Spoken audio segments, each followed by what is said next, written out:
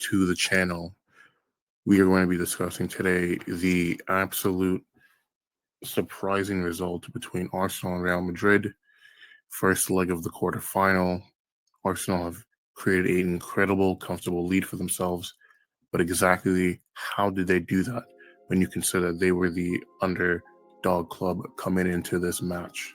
Despite having a 4-3-3 on paper, Arsenal's build-up shape tended to look more like a 3-2-5.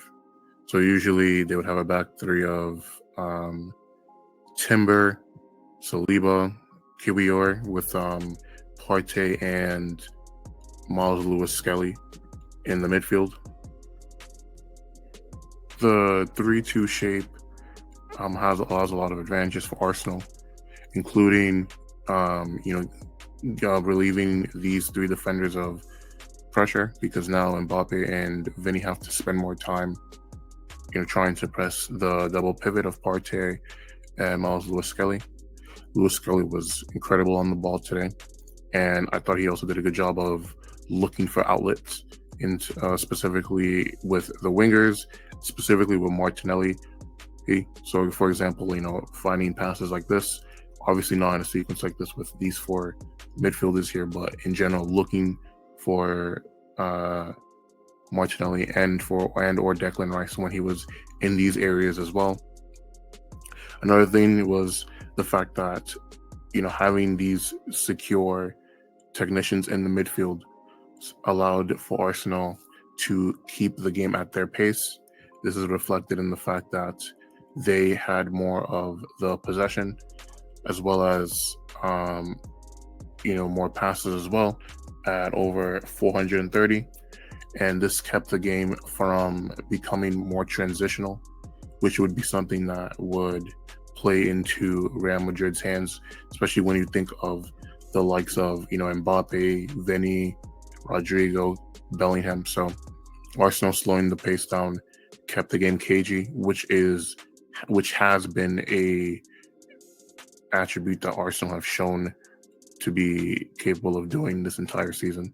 Another key to Arsenal's success was the play of Bukayo Saka, who actually earned both free kicks that Declan Rice ended up scoring. And in the first clip here, you can see that he faces up on David Alaba. He's looking for this place to exploit. He's able to catch him on the wrong side. He's able to muscle David Alaba, making sure that he doesn't get the ball off of him. Continues going until, eventually Alaba is forced to foul him. And, from there, this is the spot that Declan Rice gets his first free kick. Honestly, the second clip is even more impressive than the first one.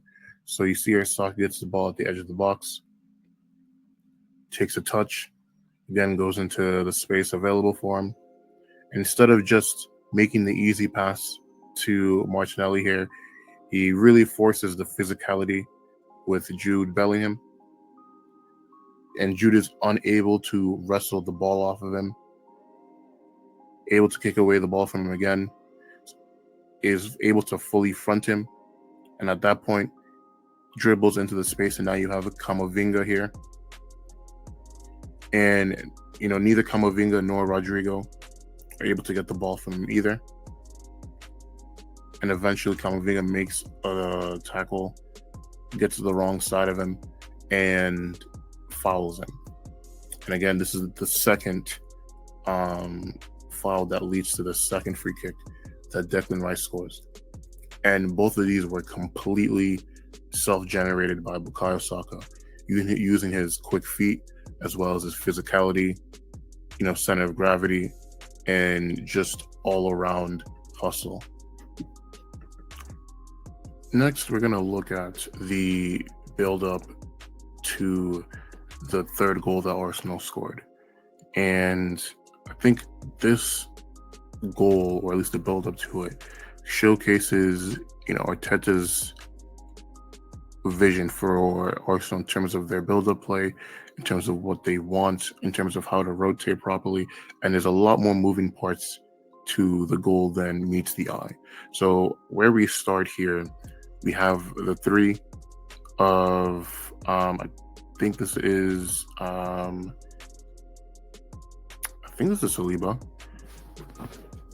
Partey here, and Kiwior here.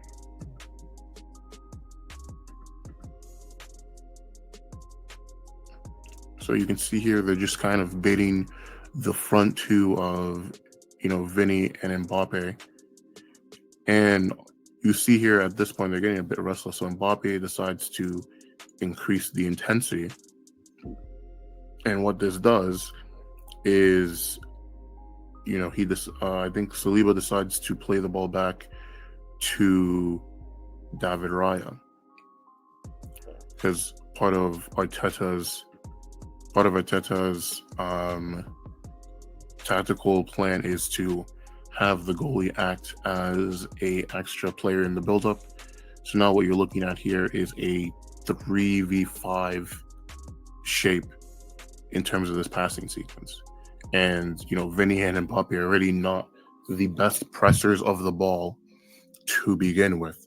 So now giving them, now having a +2 in terms of man advantage in this sequence, they're not really going to stand much of a chance in terms of successfully intercepting the ball. And then what I like about what David Raya does here is you can see by the look of his head, he's looking this way. So he's, in a sense, fooling Vinny into thinking that he's either going to try to pass to Saliba or try to pass in and around this angle over here. And so Vinny curves his run, to try to anticipate either Raya passing here or trying to pass this way. And then what Saliba does, what David Raya does is he's able to split the two of them because he's able to fool Vinny with his eyes. Even look at his head here. His head is still kind of pointing in this direction. So now he's taking advantage of this 5v2,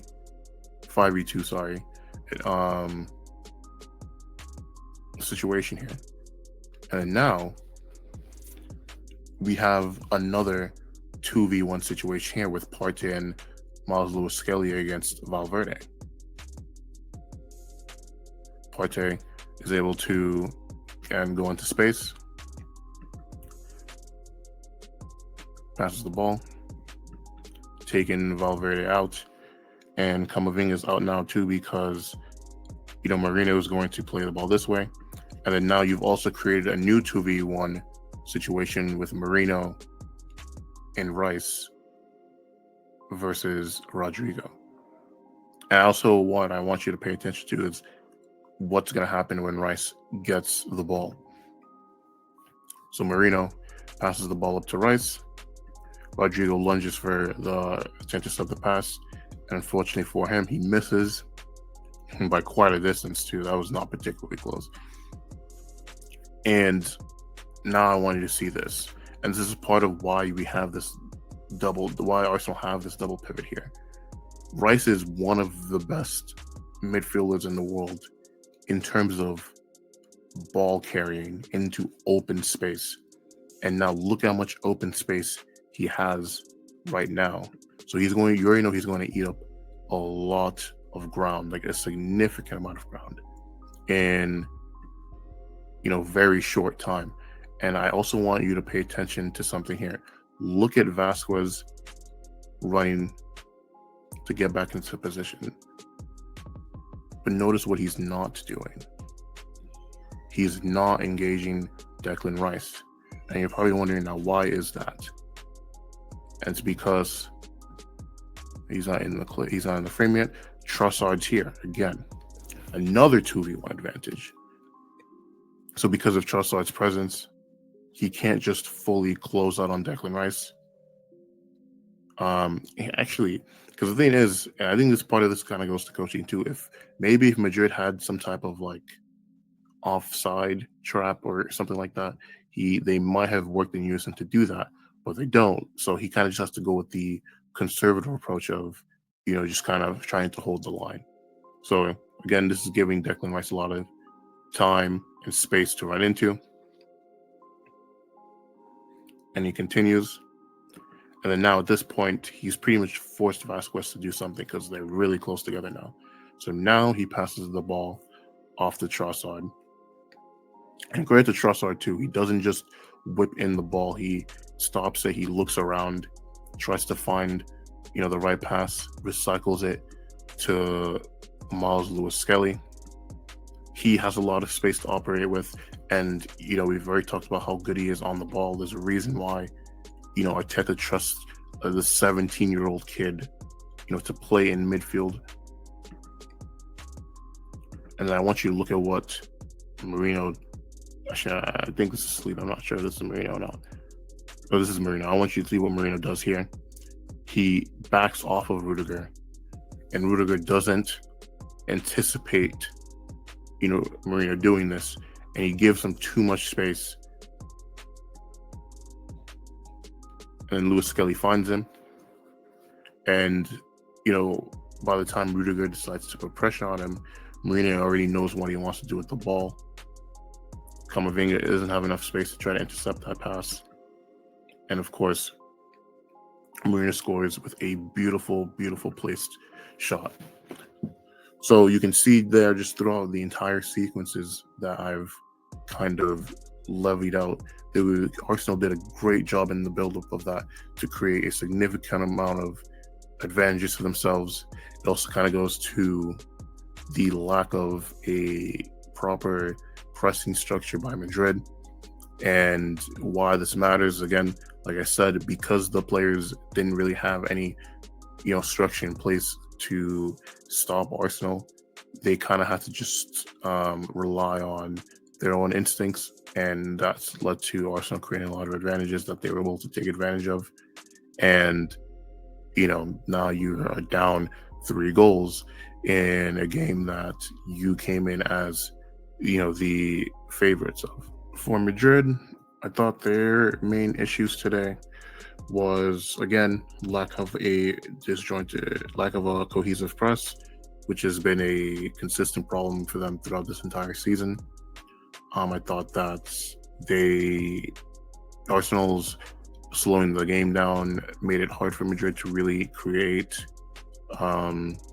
good opportunities through their own build-up play. I think part of this is just because Modric is so old, he doesn't really have the ability to just glide and penetrate space anymore. I thought Camavinga was poor today, and I think Tchouaméni not playing was a big miss.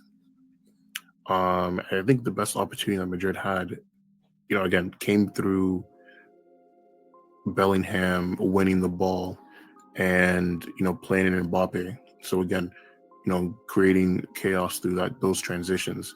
And Mbappe is definitely going to rue, that missed opportunity that he had in the first half through that Bellingham pass, because that was easily Madrid's best opportunity of the game. But I mean, overall, I do think Madrid still have a chance to do something special in the second leg. I mean, you can never really count this team out. They're literally the cockroaches of this competition. They know how to dig themselves out of holes. But I do think the second leg is going to get very interesting. And that is going to be it for my video today. And if you enjoyed it, please, like and subscribe to the channel.